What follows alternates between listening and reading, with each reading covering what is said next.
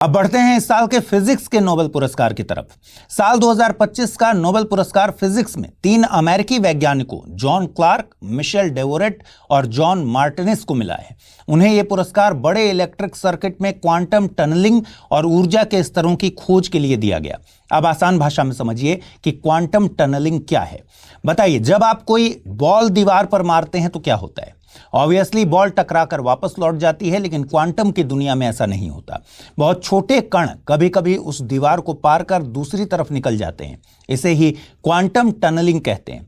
दरअसल पहले माना जाता था कि यह केवल बहुत छोटे कणों और परमाणु स्तर पर होता है, लेकिन इन वैज्ञानिकों ने दिखाया कि इसे बड़े सिस्टम और इंसानी स्तर पर भी अनुभव किया जा सकता है। इसके लिए इन्होंने 1980 के दशक में कैलिफोर्निया यूनिवर्सिटी में एक प्रयोग किया। उन्होंने 2 सुपरकंडक्टर को जोड़कर एक सर्किट बनाया और इनके बीच पतली परत रखी जो आमतौर पर बिजली को रोकती थी।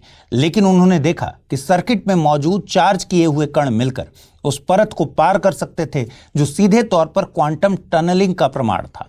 इस खोज ने यह भी समझाया कि बड़े सिस्टम में क्वांटम प्रभाव कैसे काम करते हैं और इसे नियंत्रित किया जा सकता है। इसका महत्व क्वांटम कंप्यूटिंग, सेमीकंडक्टर और माइक्रोचिप्स जैसी नई तकनीकों में बहुत बड़ा है, क्योंकि अब हम समझ पाएं कि क्वांटम नियम सिर्फ छोटे कणों तक सीमित नहीं है, बल्कि बड़े इलेक्ट्रॉनिक सिस्टम में भी इनका इस्तेमाल हो सकता है।